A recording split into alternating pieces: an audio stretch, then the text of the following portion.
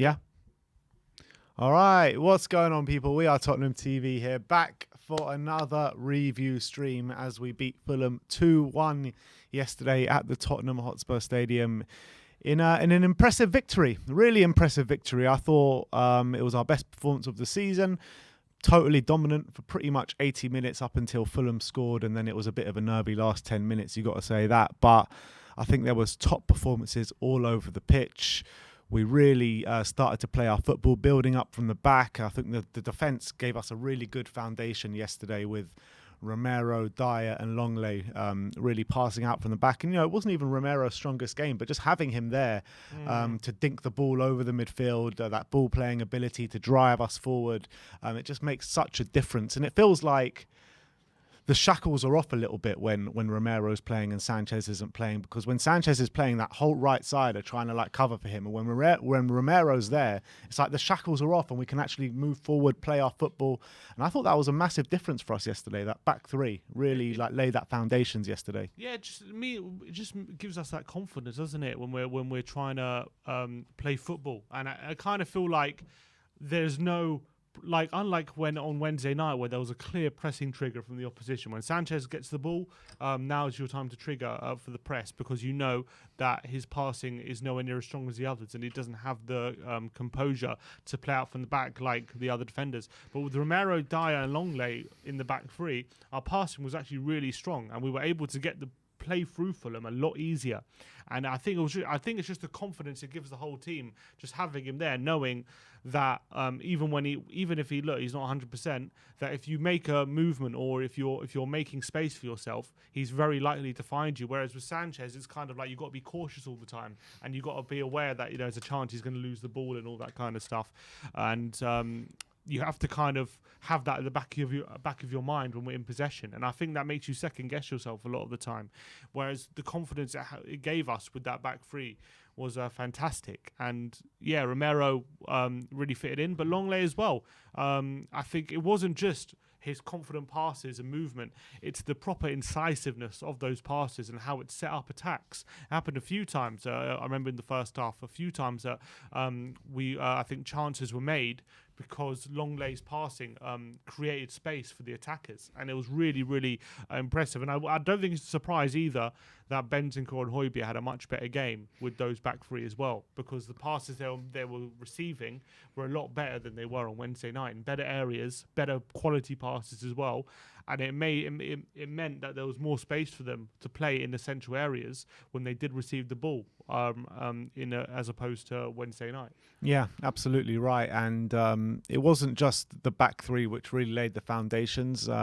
Like you say, Bentancur and Højbjerg, I thought they were really dominant throughout. And it was like, when you're coming into this game, everyone was like, yeah, Fulham have been really good this season. They've given Arsenal a hard game. They've given Liverpool a hard game. I thought it was like, I wouldn't say a stroll in the park, but just a totally dominant performance yesterday, creating chances at will. We were so unlucky not to score as many as we did. Sonny back on form, in my opinion, yesterday. But let's talk about Ryan Sessegnon, because when we were talking about the game yesterday, we were talking about Sessegnon and Emerson, talking about how wasteful they were being. But on reflection, I actually think Sessegnon had a really strong game yesterday. Obviously had his hand in the disallowed goal that Richarlison scored, had his hand in Harry Kane's goal as well. He was getting in those positions time and time again. He was taking on his man. Yes, he was a bit wasteful in his end product, but he was getting there time and time again. He was trying to influence the team and really putting in a strong performance in getting in those positions, hitting the byline and getting it past his man consistently. Yeah, I think in the second half that improved a lot. I think the first half he was a bit wasteful and it was a bit frustrating. I don't think he had the best start to the game, but once the second half came about, I think he was definitely getting in much more positions to hurt Fulham. He forced a brilliant save out of Leno, didn't he, when Leno tipped it around the post. I think he was actually starting to really threaten Fulham, and then obviously he got an assist for Kane's goal, which is a consequence of that, even though it was a bit of a miss hit of his first shot. Was a bit mishit, could have been a penalty, and then obviously he had the presence of mind to square it to Kane, and we got the goal. And I think actually, by the end of the match, you have to say he had a really good game, and it was good to see him fill in for Perisic Perisic in a good manner. And to be fair to him, against Southampton, he had a very good game. He got a goal and he played really well. And then against Fulham at home, he's had another good game. So I think he has been an able deputy. Obviously, look, Perisic is another level to what he provides on that left, let's be honest. But what we wanted was someone to come in and the quality not to drop too much. And I think hopefully Sessegnon provides that. Yeah, and I think, completely right. You know, first game of the season, he showed a really good performance. And I think yesterday, growing into the game and gone better and better as the game wore on. And it was just so great to see that dominance from Spurs that we haven't seen this season. We just haven't seen that. We've seen us play really well on the counter-attack and really hurt teams on the counter-attack. But in this game, we were building up from the back, creating chances of will. Richarlison was a massive, massive plus to us yesterday. I mean, he did not stop running the whole game. He was like a bull in the china shop at times, really aggressive, going at it 100 miles per hour, nearly scored an absolutely fantastic goal with that volley that hit the post. And you know what I noticed about Richarlison? He's forming a few good relationships all over the pitch. He was linking up really nicely with Højbjerg for Højbjerg's goal. He was linking up really nicely with Sonny at times as well. And obviously his link up with Harry Kane is growing as well. So Richarlison seems as like he fits in like a glove already. Yeah, and look, he seems to be a really popular member of the dressing room already. He seems to be very popular among the fan base, and that's only gonna that's what he lives off. That's what he thrives off, having that close bond. And obviously that's with Everton. Everyone said it, and you can see when those clips came out in the dressing room after that Palace game when they beat at the end of the season, they beat Palace in that big game. Like Richarlison was like one of the main ones everyone was excited about in the dressing room, and you can see he has a big influence now. I think he's brought that to Spurs, and on the pitch, he's a bundle of energy. You can't help but be excited when he's involved in the attacking situations, and when he kind of gets you off your seat a bit when he picks up the ball. He's so dangerous when he's directly running at defenders. That little nutmeg on the byline, which set up a chance for Son yesterday, was a prime example of that. He can get in behind if he comes short. He can link the play with Son and with Kane. He needs to work a bit with his link play. Hopefully that will come with a bit more fine tuning, because if he did that, he would be honestly, it would be difficult to leave him out of the team, even though it's difficult now. His link up play wasn't even terrible yesterday. Wasn't I terrible, thought there were some great moments there. Obviously, that link up play with Højbjerg for the goal when Sonny hit the bar, that was him and Richarlison linking up. I mean, it was there for all to see. I'm not saying it was terrible. I'm just saying he needs to improve on it, because when you're Harry Kane's level, like look at Kane. Kane is an elite link up player. Like literally, when he gets on the ball and he spots a run, someone running behind, 9 times out of 10 he picks out that pass. Richarlison is not quite that. I'm not saying he'll ever get to that, but right now it's like he overhits pass a bit too frequently for my liking. And if he can iron that out, if he can really improve his link up play to a much higher standard, then we're going to have an elite player on our hands. And I think hopefully being at Tottenham now with our training methods and stuff, that we can help him with that. And maybe being around someone like Harry Kane, who, like, if you see the players he's had previously, like Calvert-Lewin and stuff, like these aren't strikers who have anywhere near the ability Kane has, and maybe if you can learn off Kane how to link up play as good as he, or even half as good as he does, then we're gonna have an elite player. But in terms of what he is good at, he's an absolute bundle of energy. The pressures win so many situations where we could win the ball back. Ergo, the first goal. It was his pressing which helped us lead to winning the ball back in the Fulham's third and getting the goal. He's clearly got a pretty good finisher as well when he gets the opportunity. That the technique on that volley was absolutely sensational, and it's such a shame that it bounced out and then we conceded straight away. So just his luck, and it was just like that. But he's as well. What I really like about him is his willingness to do a job for the team as well. He's such a not only pressing wise, but when we're 2-1 up and we need to see out the game, we need minutes. He's so good at running down the clock, getting in the corner flag, getting throw-ins, getting free kicks, holding the ball up. He's really good at that kind of stuff as well, doing a really good job for the team. So Conte must love him for that aspect. And I think he did a good job when he moved to up front as well. Kane went off for the final 15 minutes or so, or whatever it was, 12 minutes. And Richarlison went on top, and I think he did a really admirable job, although he was a bit unlucky with his goal being ruled out. So Yeah, I'm really, really happy with Richarlison, and he's versatile as well. He played off the right yesterday, and he played off the right, and he was just as effective as he was when he plays off the left or in the centre. So it shows how adaptable he is as well. And he's got a box of tricks, and you kind of never really know what he's going to do when he gets the ball, and that's what makes him exciting. It adds a bit of unpredictability to our play. So it's great to have him and Kulusevski as options there on that right hand side, because they both bring two very different things, but two options who are both very effective. Absolutely.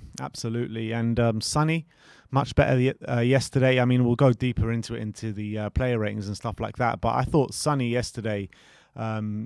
He really stepped it up a notch in terms of his will, desire. He was running at them. He was causing them no ends of problems. And he pretty much did everything yesterday apart from score that goal.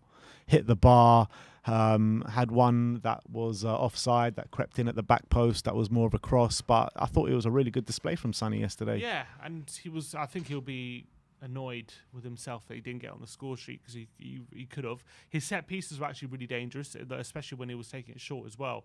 It was actually causing problems, and a few times, we had a long lay header that hit the side netting, which was close. We had a few moments where he had a good delivery, and it was causing problems for Fulham, and we very nearly got on the score sheet. And I think he was causing problems for Fulham all day. It wasn't one of those games maybe like against West Ham where he was very quiet on the periphery, wasn't really involved. He was definitely getting involved in our general play throughout the 90 minutes, and he was a constant threat for Fulham. And he just needs that goal. Conte joked in this press conference that, even in training, Fraser Forster had an absolute worldie against Sonny, and he was even keeping him out in training. And he's just having one of those moments right now. It's just not falling for him at the moment. Yeah, but it'll happen. It'll happen for him. He keeps playing like this. I've got no doubts about Sonny that he'll come back into form. And hopefully for his form's not getting into him. But as long as he's being involved like he was yesterday and still making those runs, still being available, you can just see when Kane gets on the ball, he knows he knows where Son's going to be. He makes that run and he can put it on a plate for him every time. So it'll come for him. It's just a matter of time. I know it's 6 games, no goal, and that's that's unlike Sonny. He usually actually has pretty decent starts to the season, but I'm sure once he gets one, the goals will start flowing again. I've got no doubt about that. And the beautiful thing is right now, even if he's not on form, we've got Richarlison and Kulusevski and Kane all stepping up. So it's not a massive issue. Yeah. Harry Kane as well, really, really strong display yesterday, dropping deep, linking up the play. I mean, he was pretty much the glue that tied the team together yesterday. His passing ability was on show for everyone to see. Got his goal as well with the poacher's effort at the back post. And another really strong display from Harry Kane, wasn't it? Yeah, and people talk about our lack of creativity, but when Kane's playing like that, it doesn't exist. We have all the creativity we need when Kane's on the pitch. It's that ball to Sonny over the top was just delightful, wasn't it? Yeah, delightful chip on a plate for him. And he was doing those kind of passes all day long. He was finding Emerson in great positions. He was finding Richarlison as well. It was absolutely fantastic throughout the 90 minutes. He did end up getting his goal as well. He forced Leno into a couple of saves. When he's in this kind of form, when he's doing these all-action displays, it's an absolute joy to watch, and he's set such a high bar now for his performances. It's become so normal. Like yesterday, you don't even think about it as like one of his elite displays, but he was unbelievable yesterday. But it's come so normalised. It's that's just a classic Kane performance. That's like a 7 out of 10 for him, because we know when he's truly on top of his game, he can be getting a hat trick and probably more assists on top of that as well. So he's normalizing excellence, Harry Kane. He's doing it often, and yesterday was another prime example of that. And it can go under the radar, his display yesterday, but I thought he was absolutely phenomenal yet again. And it's just a shame that we didn't make the most of a lot of his passes and assists, because he should have had at least a couple of assists yesterday, which is maybe a bit frustrating for him because he keeps laying them on a plate. But when the beautiful thing is when he's sitting deep and you've got I know Kulusevski is obviously fantastic and I love him a lot, but obviously when you were talking about goal scoring versus creating, Kulusevski is obviously more of a creator than he is a goal scorer. I see Richarlison, even though he hasn't scored yet, I do see him as his biggest threat is when he's attacking the goal. He's more goal scoring, and I do feel when Kane's dropping deep and then we have those runners of Son and Richarlison, we're even more of a threat to teams that are running in behind and stuff and goal scoring. Whereas when Kulusevski's in there, nothing to take away Kulusevski, I just feel like Kulusevski sets up Kane and Son more. Whereas I feel like when Kane's dropping deep on Richarlison and Son there, it's like Kane has two runners to aim at rather than Kulusevski, who's maybe not as good as running as Richarlison. So I think it's different threats. It makes us more unpredictable in that sense. And that's what you want. That's exactly what you want. You want a forward line with many different options that can all do different things, all to a very high level. And I think that's what we've got, even though we all wanted more, which we probably should have got more. But that's a point for another day for next January transfer window. But the frustrating thing was that we weren't clinical yesterday. That was the frustrating thing, because as much as we dominated the game yesterday, we could have easily dropped points yesterday. Because when Fulham go 2-1 up, when Fulham claw a goal back with Mitrovic, first of all, Romero should be doing a lot better for that goal. We were hanging on there for the last 10 minutes. Hanging on's a stretch. I think the only chance I had was a deflected effort from 25 yards. But we were struggling a bit. We were struggling a bit, and if you come up a team with better quality, they can hurt you more. And there was another chance that Mitrovic had, that deflection effort where Lloris made a really good save, and Romero got beaten again in that situation. Yeah, but again, you're talking about a shot from 25 yards, but deflected, and I get that. But what I'm saying is that with so much dominance in the game, it should never come to that. It should never come to that at all. We should have swatted them aside 3-4 yesterday, and then the last 10 minutes, you're talking about a breeze to the last 10 minutes, where yesterday it wasn't so much of a breeze in that last 10 minutes. I agree, and it's frustrating that's the element, but I'm not annoyed. I'm annoyed we didn't kill the game, but I don't think that's I don't think that's a systemic problem with Tottenham. Being clinical and finishing chances. I think our problem in general is creating the chances. So as long as we're having performances like we are yesterday, where we're creating enough chances, like 9 times out of 10, like when we create the chances we did yesterday, we'll score 3 or 4 goals, 100%. Yesterday it didn't quite happen for us. We came up against an inspired Leno. You have to give Leno credit. I thought he made some absolutely world-class saves, and then there was some prolifergy in our finishing, 100%. I think there was some moments where we just really should have killed the game off and the finishing wasn't there. But when you have Kane, when you have Son, when you have Richarlison, the all you have to do, the aim of the game is just to create chances for them, and they all finish them. And yesterday it was unfortunate. We didn't maybe get enough, as many as we should have, but I'm not worried about that. I'm not worried about us not finishing chances, because all I'm worried about is supplying the chances to Son and Kane, because they will finish them. I'm certain of it. They will finish them if you supply them enough, and that's what I'm happy about. So when you compare the chances we created yesterday to what we did on Wednesday night, that's the difference. Even though there's only 1 goal difference, the chance level creation was a night and day. Yeah. So that's what we got. That's what we got to focus on, in my opinion. Yeah, no, you're completely right there. Look, you're completely right. It was just the only source of frustration in the game. Yesterday, that we didn't kill the game. We weren't clinical enough yesterday. And even the chances we conceded, I think they had 3 shots on target. One of them was a brilliant finish from Mitrovic. Obviously, Romero should be doing better, but you have to give him credit. What a finish that is from a tight angle. And then the other 2 chances, which Lloris saved, both outside the box, both deflected efforts, and would have both been very lucky goals if they would have scored. Not 2 great saves from Lloris, by the way. But it wasn't as if they cut us open, earned chances. They had 2 shots which deflected and nearly looped over Lloris. You know what I mean? How lucky would you have to be to have two moments like that? Absolutely, you've got to be lucky. But if you don't kill the game, that luck can go against you at times.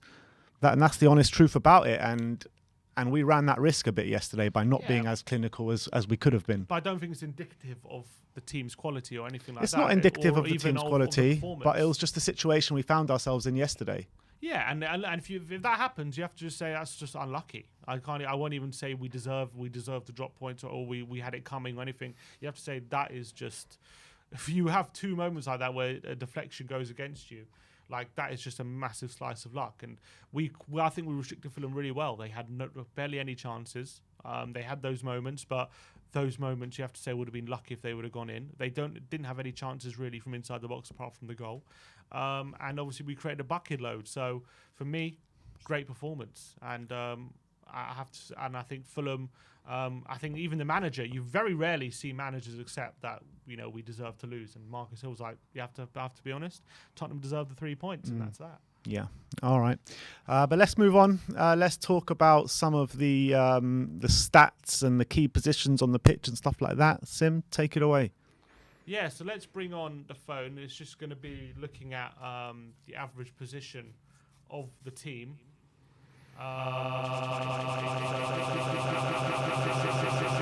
Tottenham team yesterday, and you can see how high Ryan Sessegnon is at the left-hand side. We thought maybe that because we saw Perisic was in a fairly similar position a lot of the time when we were playing, when he was starting. We thought maybe it's just because we balanced it out because Perisic is such an attacking winger. Maybe it's like Emerson will hang back and Perisic can go forward. But even with Sessegnon there, it seems to be a case where, I don't know if it's instruction, but it seems the left-hand side, we're a lot more willing to get Vinny, I think there's some... okay.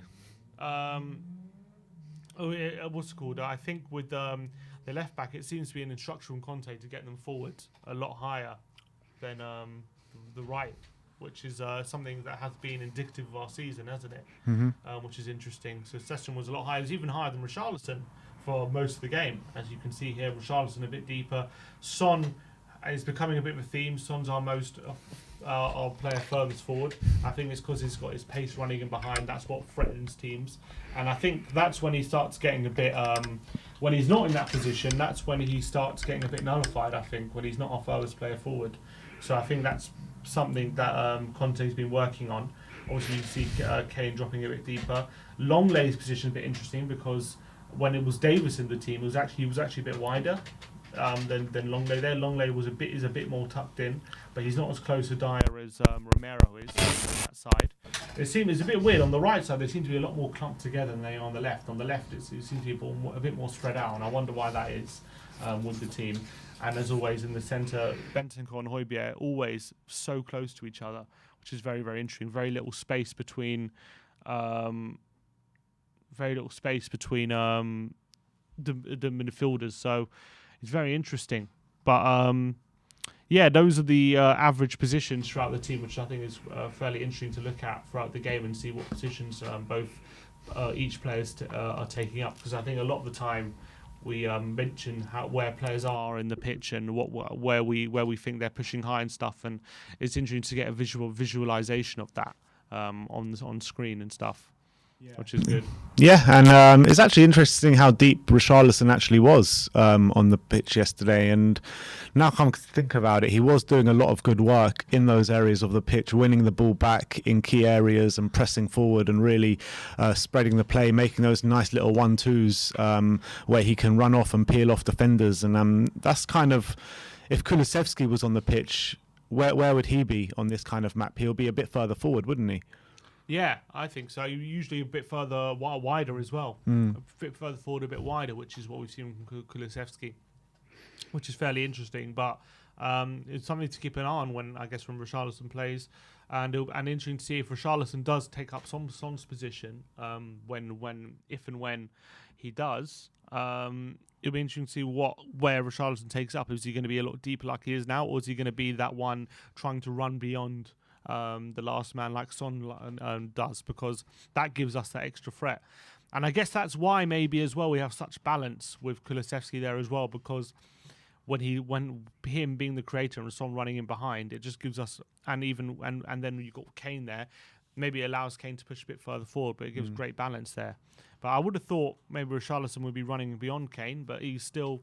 Maybe it's because he's such a hard worker. He does so much work in the midfield. That's exactly what we saw yesterday, because he was everywhere, Richarlison, yesterday. He was literally everywhere on that pitch. And, that was his average position yesterday. But when you actually see him on the game, he was literally buzzing like a bee everywhere around the whole final third of the pitch. Yeah, 100%. Let's get up SofaScore and look at some of the heat maps. So if you look at... first of all, you look at Richarlison, look at his heat map. He had so many touches in and around.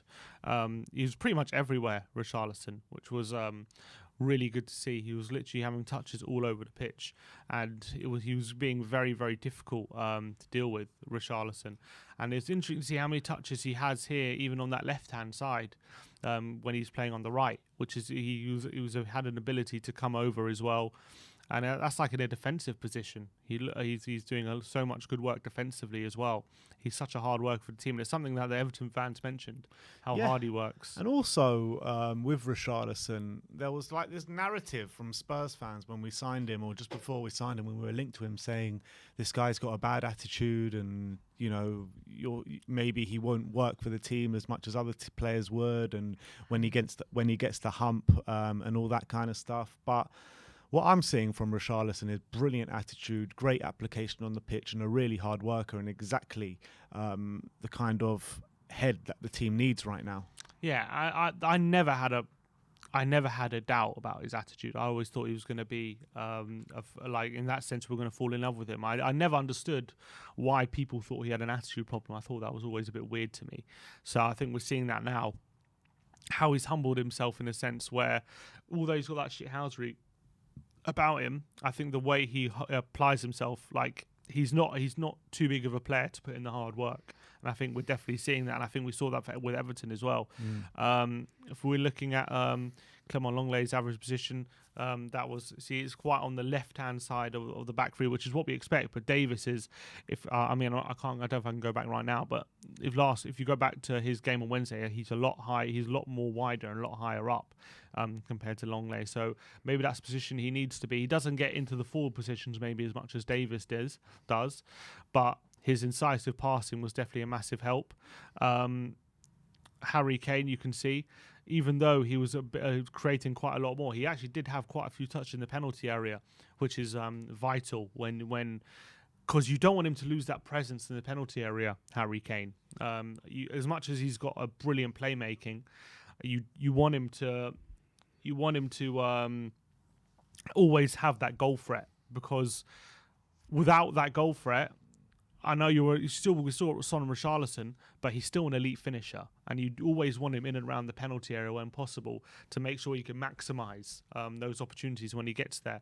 And I think, do you believe now compared to maybe when he was under Mourinho, is he getting closer to goal now under Conte, or do you reckon he's still playing a very similar role to what he was? I think he is getting closer to goal, and I think you're seeing that in the goals he's scoring. I mean, the majority, if not every goal he's scored this season has been more like a poacher's effort, where he's at the back post, winning headers and stuff like that. So I think that you are seeing a Harry Kane that is getting closer to goal. Conte alluded to it as well, one of his press conference, saying like he's always been an absolute elite or world-class number 10, but now he's becoming an elite and world-class number 9, and number 9 gets really close to goal, and you're seeing that as well in the goals that he's scoring.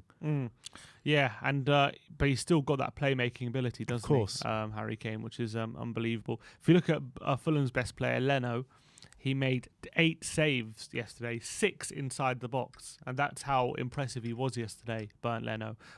He really made some. That's a lot of saves to be making during a game on target, and that testament to how busy we kept him. And even though we ended up winning the game, still their best player by far was Leno. Even though Mitrovic gave us a bit of trouble as well going the other end, he was absolutely fantastic.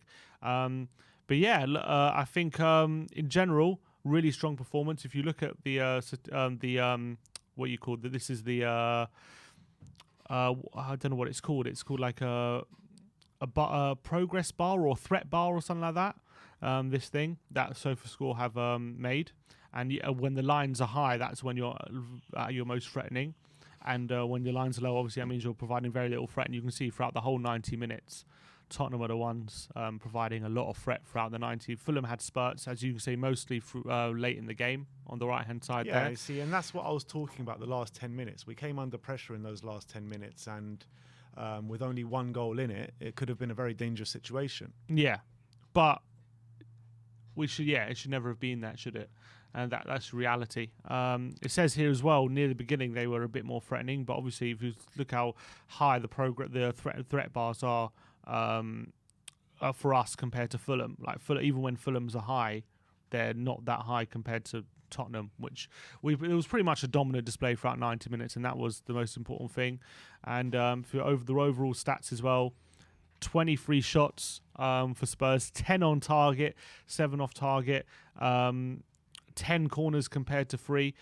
Fulham did have 9 shots, but only 3 on target, which were all Mitrovic from outside the box pretty much. Yeah, big chances. We had 3 throughout the game. We hit the woodwork twice. Out of our 17 shots, 6 of them were outside the box. So a big majority of them were inside the box as well. Outpassing Fulham fairly well as well. Accurate passes. The long balls were even. Crosses. We had 21 crosses yesterday, which 7 of them were accurate, which is good. And obviously duels won, aerials won. We're winning that as well. So stats massively in our favour throughout the game, and it was a really, really positive display.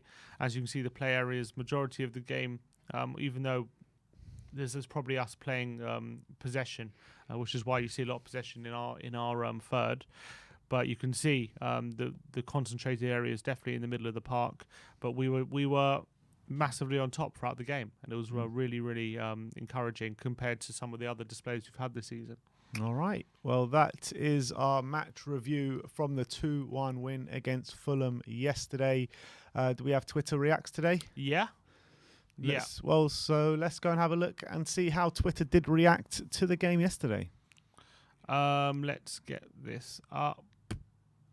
First of all, we have... Oh, sorry, I'm on my tweets, not likes.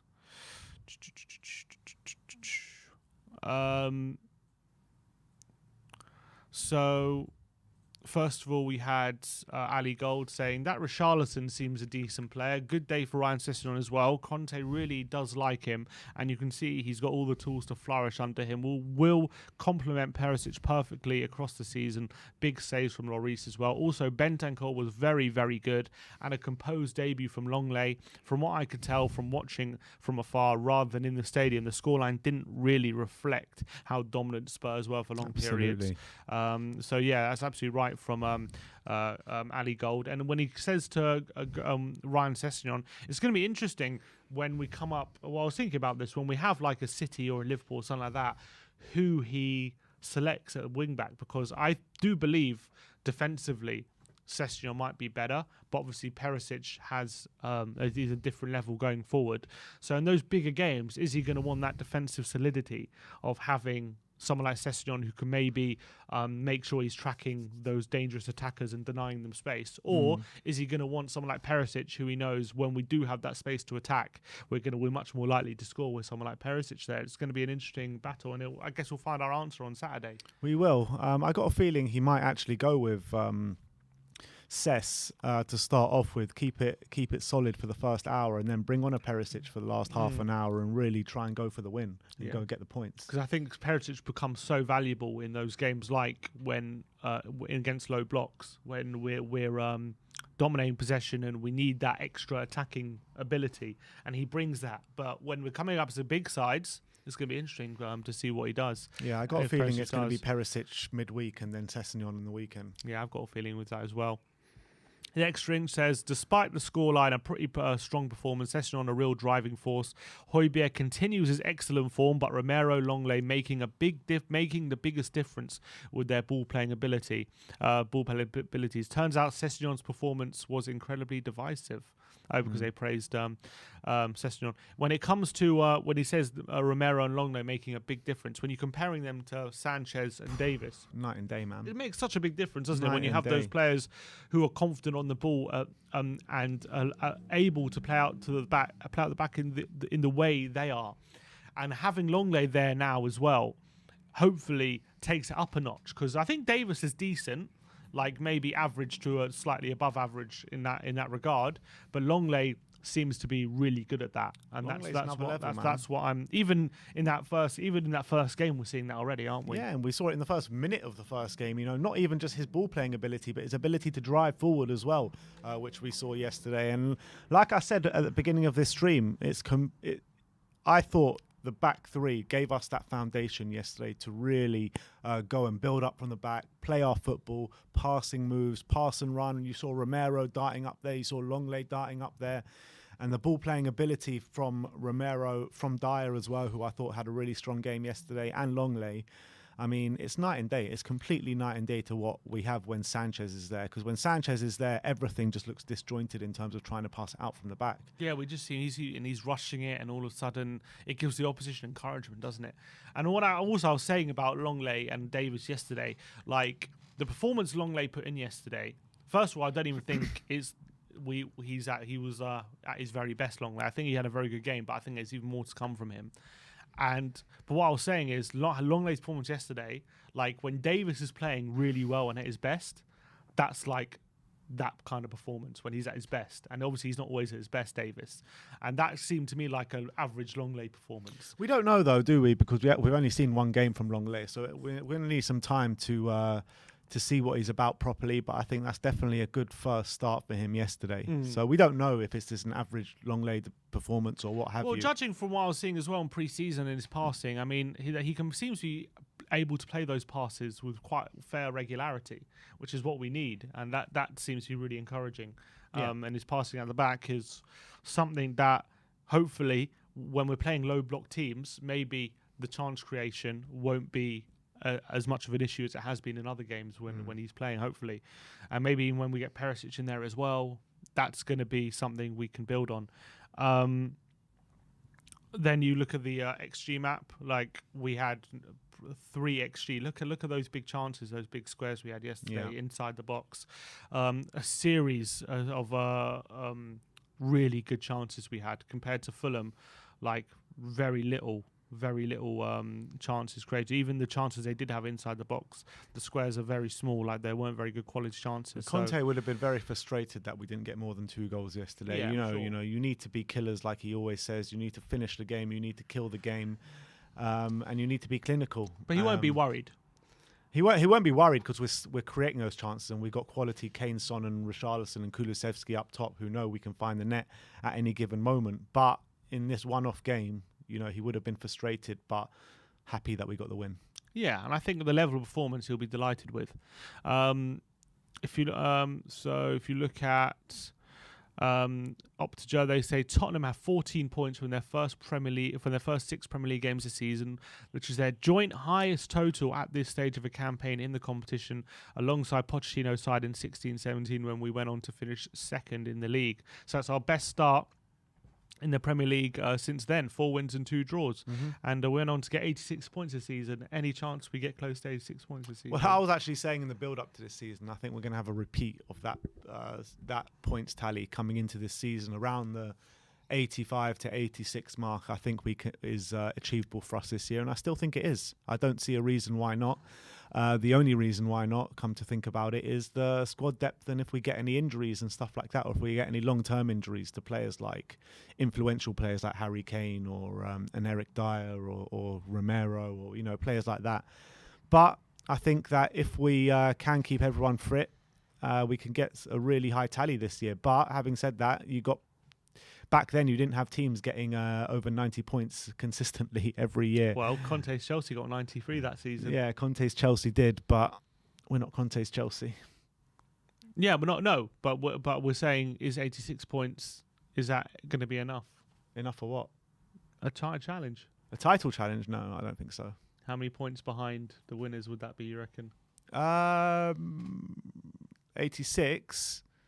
I think Man City will get, I don't know, in excess of 93, 92, 91, something around that mark. It's only 5 points behind. Yeah, it's true. It's true. Not terrible. But yeah, no, you got a point. Would you, if you offered 86 points right now, are you taking? Yeah, 100%. Of course I am. Yeah, 100%. Snapping your hand off. Yeah, of course. What about you? Yeah, definitely. You have to take that. 86 points. That's the highest Premier League tally ever. You have to take it. But can we not get better than that? I don't know. It's going to be difficult, man. Yeah, it's going to be extremely difficult. But if we can keep going as we are, maybe, you never know. If you look in the passing network from yesterday, actually what was interesting actually from this passing network, which I think actually makes a big difference when you think about it, is Romero passed to Bentancur and Emerson more than he did to Dyer yesterday.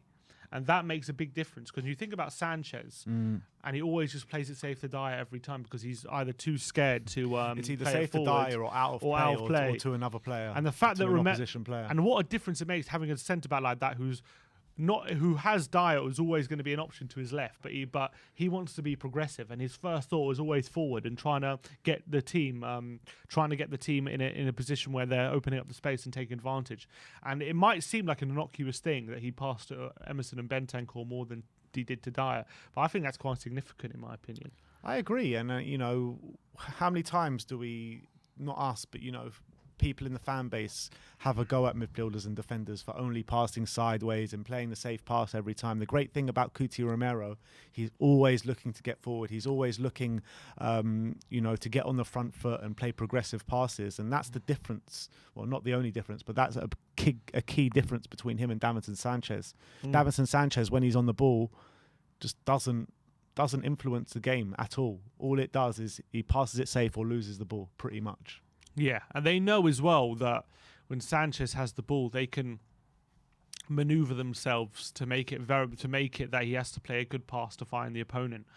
And when they do that, they know they got a very good chance of winning the ball. It gives them confidence. But when Romero's there, it's just a different kettle of fish. They can't do that with as much ease. And Romero is much more likely as well to be able to pull off that good pass than Sanchez is, and it just makes it very, very different. If you got Højbjerg, another good display from him as well for me. I don't think he gets the credit he deserves. 100% tackles does on this channel. He does for me, exactly. 97% passing accuracy, 38 touches, 34 passes, 8 out of 8 final third passes as well, 4 recoveries, and he got a goal as well. I thought was another phenomenal display from Pierre. He got the goal which opened the game as well, which wasn't an easy goal. Him linking up with Richarlison and getting in the box, and it was a really good finish as well into the far corner. Great touch and finish, yeah. Yeah, really good. And I think for me, I don't think he's had a bad game yet this season. I think he's played really well. Even in our worst games, he's been one of our better players. And against West Ham, obviously because of that injury in the second half, was a bit not great. But I think apart from even that, in that game, he was one of our better players, I thought. Yeah, and I think he's having a great season, and people give it, like, even after these good displays, people give him criticism and stuff, but hopefully people are starting to realise how good he actually is, because I think he's one of the top centre mids right now. I guarantee you with Højbjerg, right? I guarantee you it'll be one of those that once he comes out of the team, if he was to come out of the team for a game or two, everyone will start to realise, we need Højbjerg in this team, like how important he is to this team. Because how many times do we finish a game and we take callers or we see on social media, Højbjerg, blah, blah, blah, he was terrible today, his passing was off, he's misplacing passes. I guarantee you if he comes out of the team, everyone, it'll be a resounding thing on social media and in the call-in shows being like, we really missed Højbjerg today. And I tell you what as well, like he's been so consistent and brilliant this season. He'll have one bad game, like, I don't know, against who, whatever, and everyone will be calling out, I told you he wasn't good enough. But like he won't get the credit for all these good displays. And people are just waiting to pounce on that one mistake he's going to make. Because obviously, look, a player like Højbjerg, he does make mistakes sometimes. So that's just the nature of his game, because he's so hustle and bustle and going 100 miles an hour all the time. Sometimes he can be inaccurate, and that can be frustrating when it happens, especially in dangerous areas. But it doesn't take away from all the good he does, and he does so much good throughout the game, and I think it goes so under the radar, a lot of the good work he does, because maybe it's because it's not flashy and it looks simple to do, and it looks easy to pull off, and it doesn't look like, it's not like a howitzer from 30 yards, and he's not always playing the Hollywood passes, but like that ball he played he played a brilliant ball to Richarlison yesterday, clips it delicately over the top of the defence. He does that every game. And he does it so often. Every game. So often. Those assists for Kane he was getting last season, like he does that regularly. And I think people don't give him the credit that he deserves for the good he does. And I think it was another brilliant display yesterday. Tottenham Law says, Longley was great today. Fulham gave him a ton of time on the ball and allowed him to use his best quality, which is his passing. We'll see how he fares if he comes up against a team that has more of the ball or puts pressure on our defence, but a great debut. But that's good, because it means that when it comes to that, if people are seeing him as a threat on the ball, then they're going to close him down, and that's going to make more space for other players, so you can use that to your advantage. Do you play Longley against Man City next weekend? Yeah, I would. Based on yesterday, I would, because I think actually he's more physical as well than Davis, so that could also help us defensively. So I think I would play him on Wednesday night. Talking about loanees though, Dane Scarlett with a goal. Mbappe. He got 2 goals yesterday. This was the first one with a really nice near post header, real good attacker's header. Which look, to beat a defender in the air like that, really impressive from Dane Scarlett, and he did really well to get in front of. Physical goal, man. Yeah, look, for a player of his age to beat a fully grown man at in professional football in League One.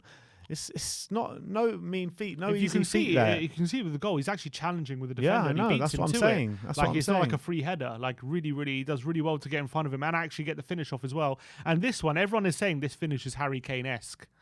Like with the way he just pulls it, he looks to shape outside and goes near post through the legs. It was, yeah, very like Harry Kane. I actually thought that done that as well a few times, yeah. and it was actually what a beautiful finish this was. Shapes up to go far post and goes near post. Kane has caught out goalkeepers so often with that, and Dane looks to be learning from him. And what a finish as well! They're loving him over there. And I saw a Portsmouth tweet yesterday. Don't fall in love with the lone player. Don't fall in love with the lone player. Don't fall in love with the lone player. It seems as though they're absolutely loving him over there in Portsmouth. Such early days as well. Great loan spell for it. It looks like it's turning out to be a great loan spell for him. I'm very, very happy. Golden boot in League One. You never know. What was that? 3 goals now? 4 goals or 3 goals? One was in the cup. One was in the cup. So 3 goals in League One. After what 5-6 games. So look, if he's starting to get the goals in, maybe they're going to start to flow. But yeah, that's it. All right. Well, that is the way Twitter reacted to the 2-1, the dominant 2-1 win at the Tottenham Hotspur Stadium yesterday. And now it is your chance to have your say on the game yesterday. And let's start off with Grandpa Brian. Let's see what he has to say. Is he there? Hi, good to see you guys. Great game yesterday. Really well. Pardon? Yeah, I was at the game yesterday, and we couldn't cut we didn't have the noise. Without you guys there wasn't enough noise outside. It was a great game. I think it's 10 games, isn't it, now that we've had without a loss? It's 10 11 now. Games. I think it's 11 now, 11. After yesterday. 11. Okay, well, there you go.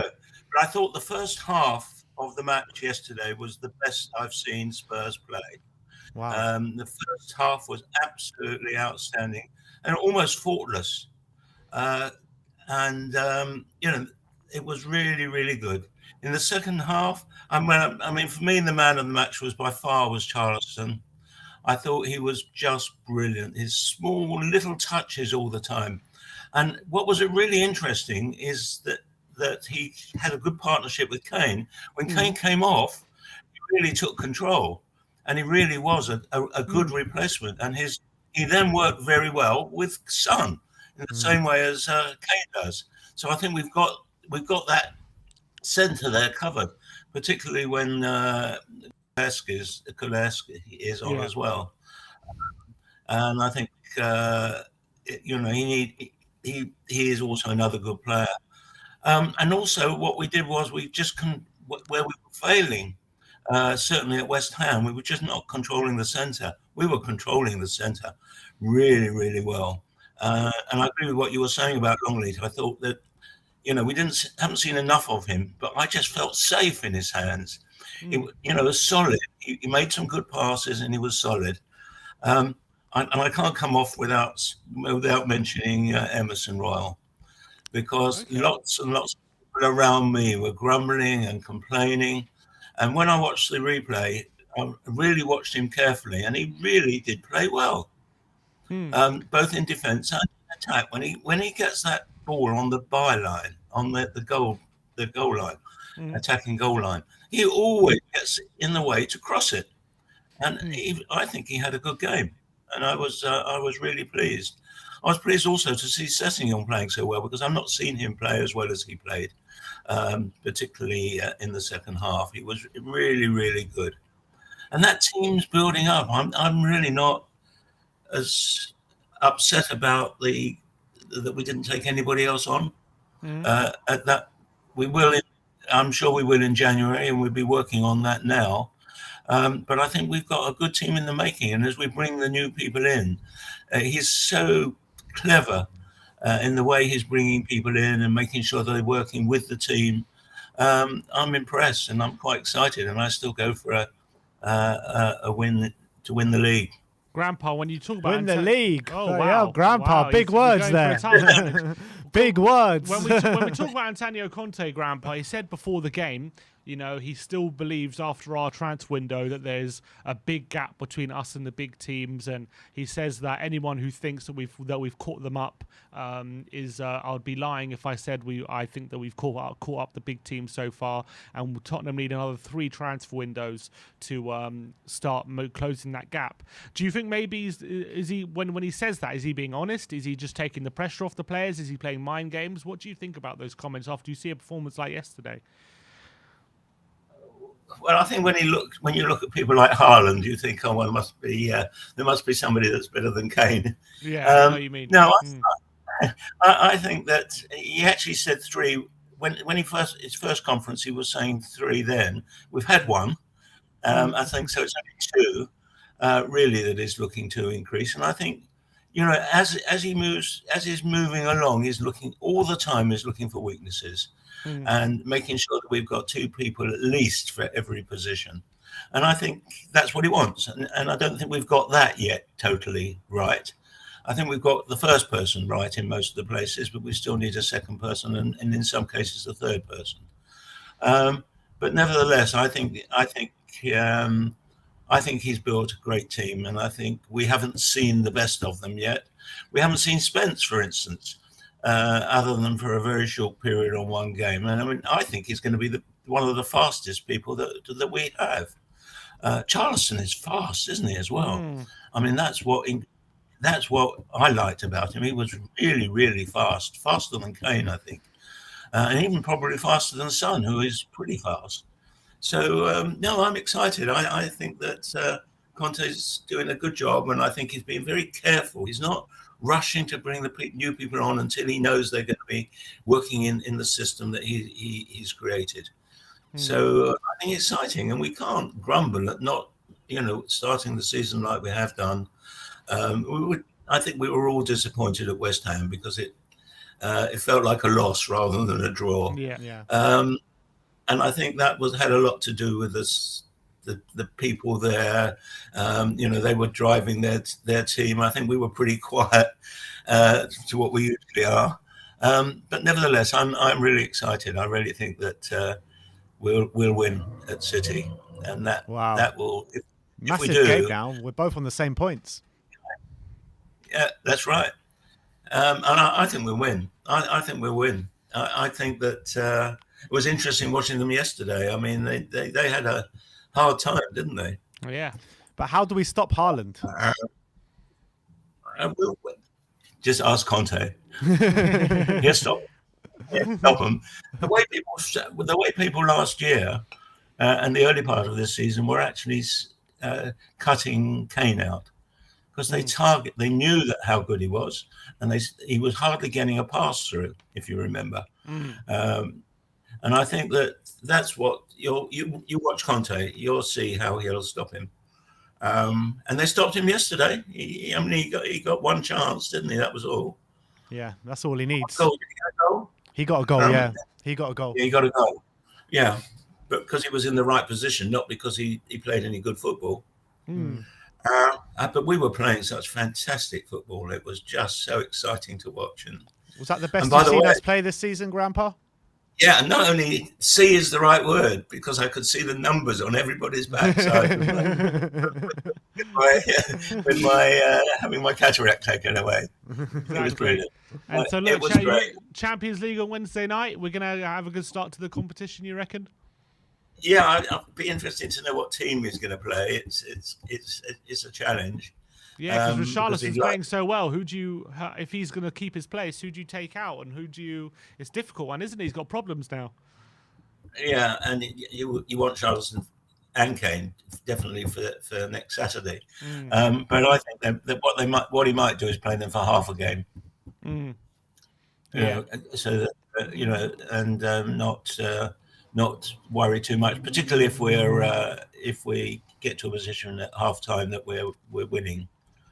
I think that he'll do that. But you can't play you can't take away the strength of that team now.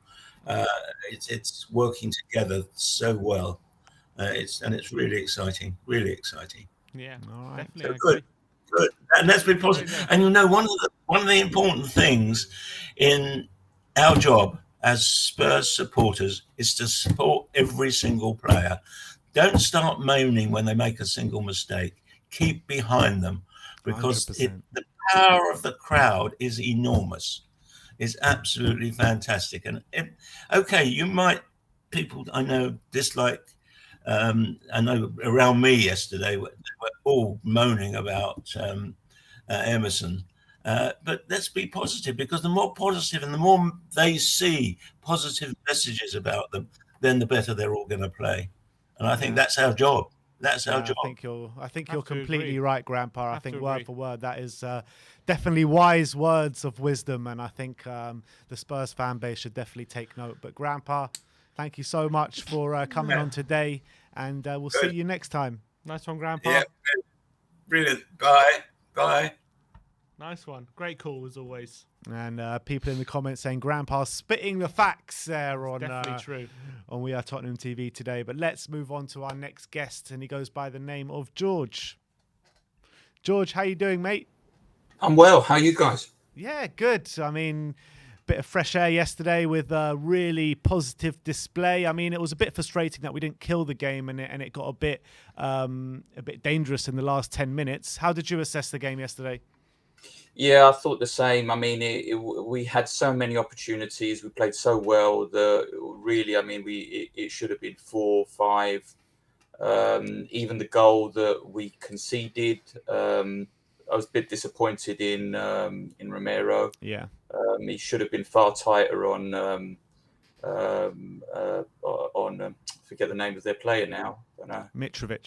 Mitrovic, yeah, he should have been far tighter on Mitrovic there. I mean, he was the danger man, and they sort of let him have a free area there. I think that the bringing on of Kulusevski at that point, I think, just slightly disjointed the side a bit. But it was the best, I think, overall game that I've seen us play so far. I was really happy to see that we'd made inroads. I was actually quite anxious about yesterday's game because Fulham had played so well, and they're good ball players. And I thought if we play in a similar vein to letting them have the ball and trying to catch them on the counter, I just didn't think it was going to work.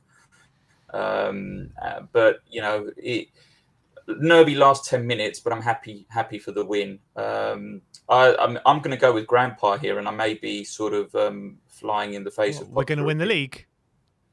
Not quite. although I will. I'm more than happy to agree with Grandpa on that. But I have a few sort of more reservations before I think we get to that point. But I thought Emerson's performance was excellent. I mean, if you have a look at the two goals that we made, I think the first one for Højbjerg's goal, he makes a sort of crucial interception just before that. I know it's Richarlison who plays him in, and again the transition for the second goal, I think started from him as well. But he was very, very lively, and he was making a big nuisance of himself. And there was even a few sort of Brazilian skills in there on him beating players. We tend to see what he doesn't do well in the cross that we all sort of, moan at. But I think a lot of the stuff, as Sim was saying with Højbjerg, a lot of the good stuff that he does during a game goes unnoticed. So, I just want to sort of speak up for him a little bit, because I do think he gets a bit of a bad rap. But overall, a great performance. I'm so happy that we're looking a bit more in tune with, the team seems to be flowing a bit better. Yeah, and I thought think Sorry, carry on. Yeah. No, I was going to say I think it's quite right to say that about Emerson, because I think people kind of focus, like you say, on the things that he doesn't do as opposed to not the things that he does do really well. And I think he does do a really important job for the team. But I wanted to get your opinion on the two new boys yesterday, in Longley and Richarlison. How much of an impact do you think they made yesterday? I think they made a fantastic impact. I think it was chalk and cheese from the West Ham game. I think Longley's ball holding, he did have a slip at one point, which I think just put us into a bit of danger. But I think that's the only thing that I can really fault him for. And, it's one of those things, you slip. But I think his performance yesterday was very, very reliable on the ball, happy to carry it, defensively strong. I was really happy with Longley. And Richarlison, well, what can I say that hasn't been said already? I mean, he was a live wire throughout the game. I thought the beginning of the beginning of the game, it took him, I think, about halfway through the first half when the team started finding him a little bit more, and he was, getting into his rhythm. But towards the end of the game, I mean, I was so disappointed that he didn't get that goal. He deserved it and more. I thought he was fantastic. It's going to be interesting with Richarlison, isn't it? Because obviously he had a brilliant game. We had Kulusevski waiting in the wings to come on. What kind of do you think he adds a bit of unpredictability to Tottenham's attack? Obviously, Kulusevski has that creative edge, but what do you think Richarlison brings that maybe Kulusevski doesn't for you? A bit of bite, really. So he's able to sort of ruffle up the opposition. So he disjoints the other team. They sort of surround him, giving extra space to the midfield players. So he's constantly looking for the advantage, and whether that advantage is him doing his shithousery or whatever, then that's what it is. But he's a constant danger. Yeah, it's going to be interesting to see who gets that start now, maybe on Wednesday night. Is he going to persist with Richarlison, who's obviously playing really well, or is he going to change it up again and bring Kulusevski back in? It's a big decision making for Conte, because obviously Kulusevski's been so good. So it'll be interesting to see what happens. I think your video has frozen. So, I mean, I guess maybe we'll leave it. We can leave it there. Yeah, George, just one more question before you go. Just tell me about what you thought about Sonny's performance, because I, for one, thought it was a much improved performance. But was it enough to maybe keep his spot? Because a lot of people were saying that maybe he needs to come out of the team for a game or two. Yeah, sorry about the screen, guys. I've been having problems all morning. Very quickly. No, to me, Sonny is a mainstay for me. I think he's disappointed, I think, more in himself in not scoring. I thought he was very unlucky with the goal that hit the crossbar. Of the opportunity that he had that hit the crossbar. And no, he's got to stay in the team. I mean, he was he was causing all sorts of problems for Fulham yesterday as he was running at them. And he does give a lot to the team that really, again, has been, has not really been going noticed. And it's not his favoured game doing this, to be asked to track back and move with the team. It's going to take a while for him to get used to, but he's going to need minutes on the pitch for him to become effective again. All right. George, thanks for coming on today, mate, Nice and one, we'll speak to you next time. Sorry about the problems, guys. Don't worry about it. Up the Spurs. All right, and let's move on to our next guest. Long time since we've seen him on the show, Mr. Alex THFC. Alex, how you doing, brother? I don't know how to start this. Because honestly, some of the stuff I heard earlier was a load of absolute rubbish. No disrespect. Like what? I said on my channel after the game, which I was there, by the way. I said, yeah, it's a solid performance, and when I mean solid, nothing more, nothing less. But everything I'm hearing is like, oh, we need to give credit to Richarlison, who I'm not being funny. Yeah, he's shown a lot of energy, shown good. Yeah, he's good. But for a £60 million player, you need to do better, mate. You need to score your goals. Yes, he was unlucky. He deserved the goal. It's his But first start, I'm sorry, Alex. he's not. Yeah, but no. But if you're talking about a £60 million player that we're going on about, because everybody has to go over the top like Tottenham fans do, the gift that keeps on giving Tottenham fans. Say that he's absolutely fantastic. Well, I'm sorry, he's not that great. He's all right. He's all right, but he needs to do better. 100% better. Yeah, but it's a good start, isn't it? No, he's all right. He's all right. It's not the quality. Yeah, but if we're talking about levels, he's made an impact. But if we're talking about levels, about trying to do well. Because I'll tell you now, right now, yes, we've got. Honestly, don't get me started on this Champions League group because it was embarrassing seeing some of the Tottenham fans the way that were going on. I listened to them. Most of them think we won it already. The way they were going on. Honestly, don't get me started. Do not get me started. But the point I'm making is that if you want to have levels, you want levels above. You know what I mean? Because at the end of the day, all we've got at the moment is two players that are world class. Well, I say Son is on the periphery, but then you got Harry Kane, who's world class, who's won no trophies, by the way, and needs to win a Premier League to make himself into that level. But my point is that he needs to do a little bit better. And against Fulham, which, to be honest with you, we did play well in spells, you know what I mean? And the quality was a little bit better at the back, not because of Dyer, by the way, because Dyer is a bang average defender, by the way, because he was losing the ball. He looked like jelly, again, to that yesterday. You know what I mean? Romero makes him look good so much. He makes him look world class. Honestly, that's why Sanchez looks average, because he's not a good defender. He's not a good player at the back. Then was okay. Everybody goes on again over the top about him. Honestly, Sessegnon, I'm all for Sessegnon. I am all for Sessegnon, but he still needs to do better. He needs to cross the ball. He needs to take on his man. Emerson, I've given up on. Honestly, if you think that's a good right wing back, honestly, we might as well just give up. All I need to say is Aouar Pasaka for Manchester United, who are in the mud at the moment, absolutely in the mud. Aouar Pasaka, yeah, right. And they try to sell him, and he's exactly like Emerson, a little bit more better than Emerson. They're trying to sell him. So if you're telling me that Emerson's a good right back, why do we not get Aouar Pasaka then for Manchester United? Because we have Emerson. So I'm sorry. And the whole thing with Højbjerg, yes, he was good, but that should be a standard performance by a midfielder, by the way. You know what I mean? Consistency. That was his standard. You know what I mean? Alex, sorry, that's not Alex, are you not happy with the start of the season? No, Rob, it's been okay. It's not great.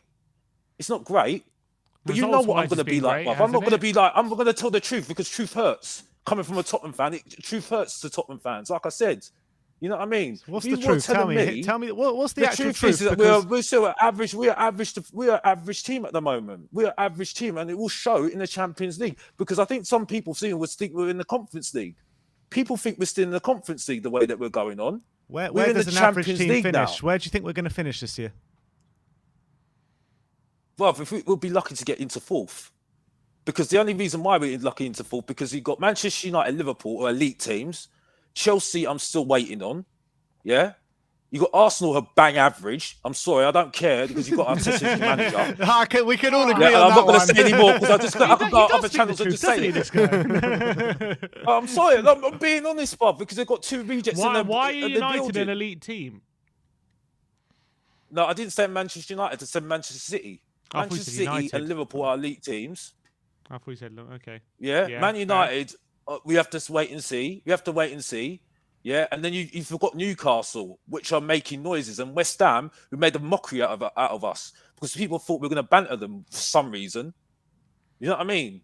So I'm sorry, I'm not with it at the moment with some people at the moment. But wait, Alex, we're unbeaten in 11, right? We haven't lost an away game since March for 6 months. Most points in the Premier League since March. We have most points in the Premier League since March. We started the season with 4 wins and 2 draws. We have a much deeper squad than we did last season. Like, why are we average? Because we were lucky to get top 4 last season. I don't think you realise we were lucky to get top 4. The only reason why we're lucky we got top 4 is Because we won it's 10 a of myth. our last It's top 14 4. games. It's a myth top 4, by the way, because I want trophies, by the way, now, because we've got Antonio Conte in the building, by the way, because that makes a lot of, by the way, because ask Harry Kane why he wanted to leave last season because of trophies. He wanted to win the Premier League, so that's the thing as well. Because he knows, Shouldn't we want both? You want both, yeah. But the fact is, we need trophies. Okay, we are above average team. We are now a Europa League team for me, as far as I'm concerned. Champions League's a different level for us. We are lucky to have the group that we've got, but I think it's embarrassing that we're saying that we're going to beat that group so easily. It's not. It's not. Yeah, it won't be easy. I recognise that we have the best improved. team in the group. We have improved, but we are not at the levels of Man City and Liverpool. When you're trying to compete with people like Arsenal, you're not at the right level. Didn't you say, Alex, yesterday that it was a really good performance and you were happy yesterday? I said I was happy because it was a solid performance. Solid performance. That's what I said. This is the thing. When I say happy, this is the thing. I love things like this. I love things like that. You just have to put the word happy, and then people think, "Oh, you're really positive at the moment. You're really positive at the moment. Really positive. Yes. Okay, right. Okay. Reality, mate. You know the reality. The fact is, we had an average window, right? I'm not going to judge the window because I don't judge the window. I judge it on what happens on the pitch, by the way, because this whole FIFA enthusiast thing needs to stop, honestly, because you need to watch what's on the pitch. But the whole point is, okay, it was an average window, yeah, right? You got players there that need to do more, right? We need to be more free-flowing. It's okay to play bad football, okay, but you need to win. Okay, yesterday there was a little bit more free flowing because of the defense, and that's it. But it's not great. It's not great. I've got to be honest. It still needs to be better. You know what I mean? And we'll see how we'll struggle with 2 games a week in the Champions League. See the teams that are playing in the Champions League, because you see Chelsea and Wolves, the way that we played against Chelsea and Wolves, and they're like Champions League teams as far as I'm concerned. You'll see how we are going to struggle against those teams, because you play like that against Marseille. Trust me, they'll have you for breakfast. Honestly, they'll have you for breakfast, and that's all I will say, and that's it. I'm sorry, I know I'm not the most popular person, but I'm Mr. Box Office, so I don't really give a man. Don't give a damn what people say about me. Box Office, come Alex, at me all day long, bruv. You know what I mean? You know what I mean? And like I said, because I'll say this on my channel, Alex TFC. So if you want to come and banter me, come on my channel, and then I'll banter you all day long, man. You know what I mean? So that's what I'm saying. Will your opinions change at all if we go? Will your opinions change at all if we go and beat Marseille and Man City now this week? No, because we've got the World Cup, right? Until second part of the season, we'll see what happens. Because remember, last season, beginning of the season, we started well, didn't we, with Nuno? Look what happened at the end of the season. We have Conte at the end of it. See, that's how things can change very, very quickly. You know what I mean? So I'm sorry, I'm not going over the top about it. Arsenal at the top of the table, that shows how bang average the league is. Because as far as I'm concerned, they are not a very good team. They are not a very good team. They overspent on their team. I shouldn't even be talking about this. I should ban it on somebody else's channel, because I'm talking to Tottenham fans. I should go on the Arsenal fan channels and ban at them, because that's a challenge. You know what I mean? So that's what I'm saying. But like I said, you know, we're okay. Yes, we're okay. And another one as well, Bentancur. I'm sorry. One thing I'll give credit to Højbjerg. Højbjerg is doing much better than Bentancur. Bentancur's getting overrated so much. Honestly, I think he had a good game yesterday. Oh, he's not having it. He's all right. But the reason why they're going over the top about him, because he replaced Harry Winks. That's the reason. He's not been really good since he's come in. He's been okay. I think Kulu's done better than him, and even Kulu needs to do better than more. You know what I mean? So what, I don't understand. What do you want? Do you want prime Messi on the right with Cristiano Ronaldo up top? With I like good football. I like good football. I'm not 10 years old anymore, bruv, man. You know what I mean? I'm not 10 years old. I know what's good football. You know what I mean? When I watch my football. And it wasn't good football yesterday. It was okay. It was solid. It was solid. That's all it was. It wasn't like prime, like Messi sort of football. No, it wasn't. Who is going to play prime Messi kind of football? No one. Apart from prime Messi. It's that you're not going to do that, are you? You know what I mean? So that's what I'm saying. My point is, I think we have to have a reality check here. Is that we're playing Fulham. They've gave up. They gave up. Yes, it was a better performance than the Southampton one because Southampton were just. I'm surprised they picked up because I thought the relegation candidates, what I saw there, to be honest with you, when I was there. But like, yes, it was a better performance in terms of solid. Yeah, and we have been solid in defence. But for me, if you want to be at that level of challenging for top 4 and trophies, you need to do a lot more better than what you're doing at the moment. 100% better. And I'm sorry if that hurts people, but I'm just about truth and honesty, and that's it. And if you don't like it, sorry, Mr. Box Office tells the truth and it hurts you, and that's it. And I'm out of here. Sorry, I don't want to go at you two are lovely guys. You two are lovely guys because you two are lovely guys. Like Brian on his show last time, because they're taking it very, very well. They're very, very respectful when I went on the show, by the way. And you two are very.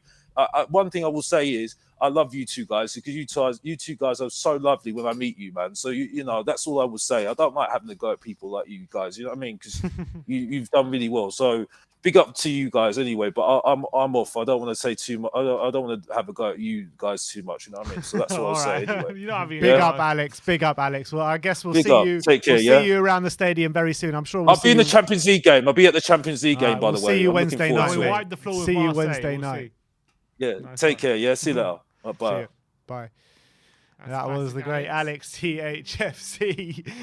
Jory with the super chat saying few players have progressed as much as Emerson. Scapegoating a young supporting player is unfair, pointless, and toxic. Yeah, look.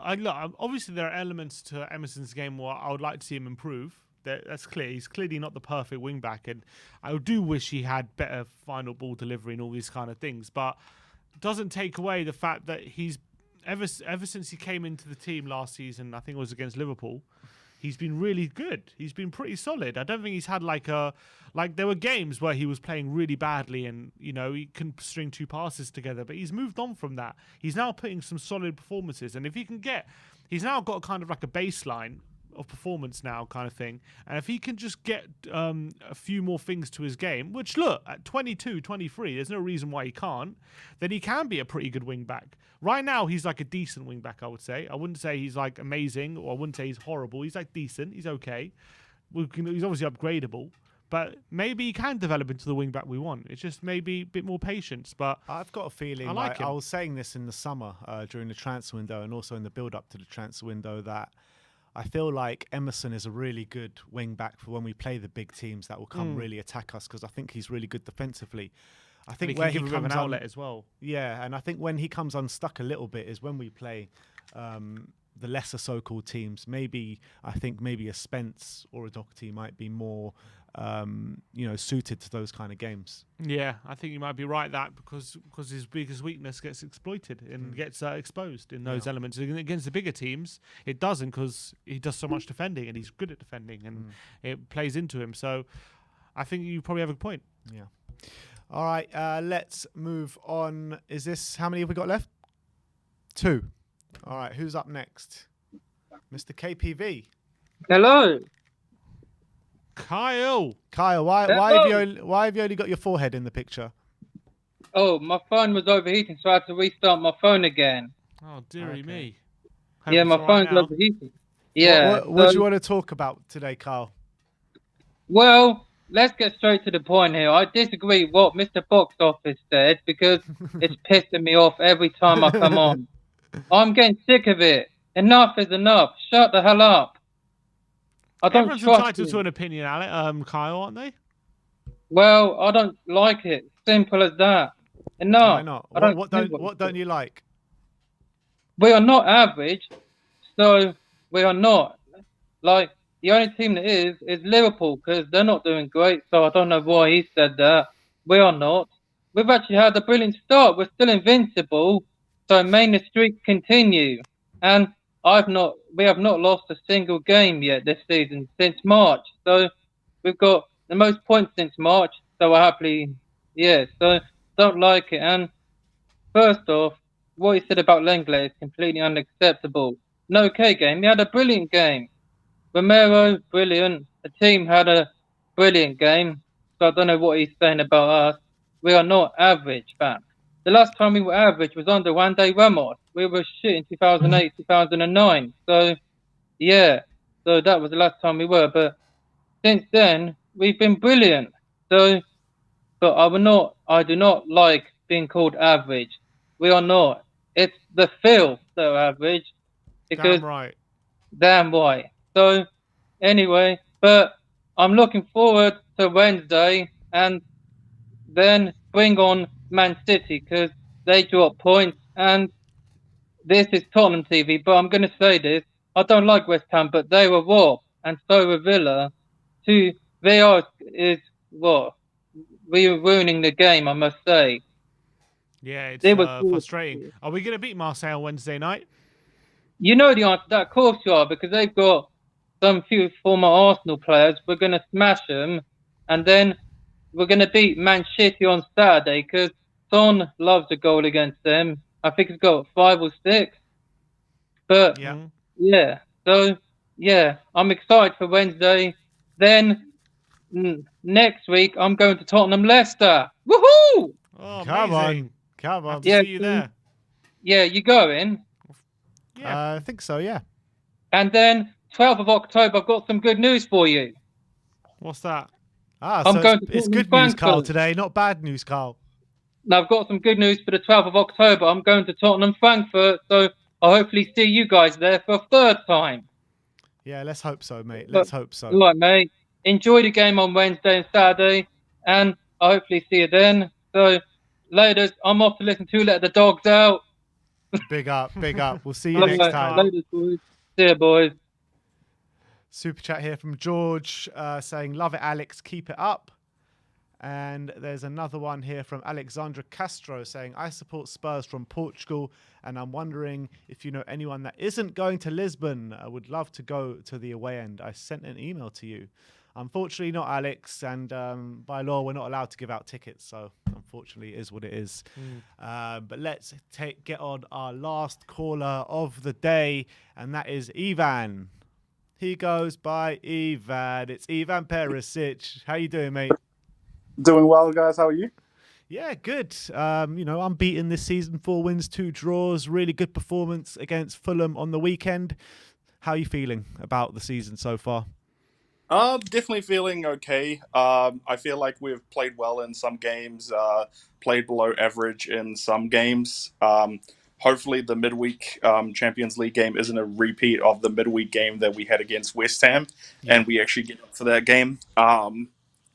I feel like Sessegnon actually had a great game yesterday, especially watching his second half, his runs, taking on his man. Even I saw a tweet yesterday where they were saying that old Sessegnon, when the ball would have hit the player's hand when he hit that shot, he would have just stopped and looked for a penalty. But yesterday he ended up running after the ball and ended up getting that goal for Kane to get that assist.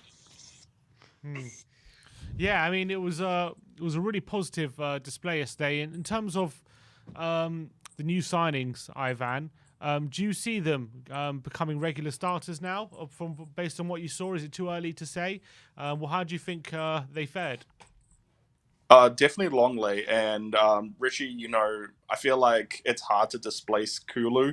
Like Kulu, Son, and Kane. Like I feel like there's just going to be a good rotation between those guys. But Longley yesterday was definitely very impressive, and having Romero back was definitely nice to see. Because you could definitely tell on that West Ham game, whenever Sanchez would get the ball, they would just press towards Sanchez's side and wait for him to hoof it up the pitch and get the ball back. Whereas, you know, with Longley and with Romero, you know, you definitely saw that they tried to do the press, but they just weren't able to because we had elite passing centre backs. It just shows what this team could be capable of when we have the right tools and the right profile of players in the right position, doesn't it? Because whenever usually, more often than not, whenever we have ball performances, it's usually because those players just a lot of the players who aren't the right profile let us down, and maybe it's a case of, you know, Conte getting what he needs in those positions, because when we do have a fully fit fully fit squad like yesterday, where each player is, you know, the right profile, it leads to a lot better performances. Definitely does, and even though I was like singing Madison's praise, I've been watching before I came on the Leicester Brighton game, and Madison has been having a shocker today. His mistake ended up leading to the Caicedo goal, and he's just definitely been off his game. Maybe if Leicester go down, which they have been looking very terrible this year, I'm not sure if the loss of the keeper Schmeichel was that big of a loss, but they're just looking absolutely terrible. They could actually be a relegation team with the way that they're playing right now. And Which would maybe we be could get like Shrewsbury Hall or even Madison for a cutthroat price if they keep playing terrible into January. Yeah, I completely agree. Wednesday, what would you do for Wednesday in terms of team selection? Do you see a lot of changes? Would you keep with the same team? How do you think Conte's going to play it? Honestly, I would bring in Davies again. I would want Longley for that Man City game. You know, we definitely know that City is a team that like to press and get that ball up the thing. They definitely love to have possession. So having Longley in there with Romero would definitely be what I'd want to see. Definitely put Kulu back in as well. I think keeping this same lineup that we had for the Man City game would definitely be something that we would want to do. I disagree with box office in regards to Bentancur. I feel like Bentancur, Højbjerg are one of those players where they go under the radar. If they make a shitty pass, you definitely like just hang on there and be like, oh my god, they're terrible. But a lot of the work they do like goes under the radar. Like I feel like there was a lot of moments in that West Ham game where I was just imagining, hey, that's where Bentancur would have been in that position, and that's where Bentancur thrived. Maybe that goal wouldn't have happened if Bentancur was there, or that chance with Paqueta where both Paqueta and I can't remember the other guy ran into each other. He hangs back on the edge of that box, cutting up those passes. So I feel like they're just two players where they're just workhorses, and if they do like a bad pass, you're just like, oh my god, they're shite. Yeah, and I was kind of alluding to that before when I was saying that when Højbjerg comes out the team, you'll actually really see his true value, and people will start missing him, saying, "Where's Højbjerg? We need Højbjerg." Blah blah blah. And I think we saw that with Bentancur on Wednesday night. You're absolutely right. Do you think that there's a case that maybe it could be the same with Emerson? Possibly. I feel like that. I feel like the fan base is really hard on Emerson. Like, Emerson is a right back and is not naturally a fullback. So they're trying to play him in a position where he's not comfortable, and he's doing a much better job than he did last season. Like, last season he was terrible. Like, I would have advocated for him to be sold, but this season he's been okay. I feel like Spence could be a lot better. That pace that I saw on that pass from Richie was insane. I just imagine Kulu and Spence together. Like, I want to see. I'm waiting for like an FA Cup game against a second Liga or even the Championship, so we can actually get a good look at Jed Spence. Yeah, true. I would like to see him start because it's a bit frustrating when he's getting these 1 minute here, 2 minutes here. You can't really make a fair judgment, can you? It's a bit difficult. Because I'm worried about the way that Conte was speaking about Spence, saying that he's a prospect, he's a future. Like, is there something that he's seeing in training? I was a bit confident after he came on against Nottingham Forest, but every time he's spoken about Spence, it's not been the most positive. He's never been like, oh, I've been impressed with the way he's training. It's always been like, he could be a good player. He is a prospect. That's the only worrying sign. All right, Ivan, thank you so much for coming on today. Some really good points made, and hopefully we'll get to speak to you soon. Thank you, guys. Cheers, mate. Nice one. All right, we got a super chat here from the Joracle saying, average is a statistical claim, Q Statman Sim. Yeah, I'm not sure what he means by that. Average, maybe. Maybe because the average positions. No, I think because what's his name? Alex was saying we're average. Oh, I see. I think maybe that's what he's talking about. Should you read out this one from Franco Rodriguez? What does it say? Winning in the Prem is hard. Spurs are above average. I'm Uruguayan, and this fella is disrespecting Bentancur. Is a joke. He's the glue to the Spurs team. Interesting. I think Højbjerg is more the glue, but I actually think both of them are when they're together. Yeah, I they think. work really well together. Yeah, they complement each other really well. I think in certain games, it will require something different, something more to drive the team forward. But I think in games like yesterday, they did really well. Really well. I agree. But that is all we have time for today. We'll be back very soon for player ratings and 5 takeaways.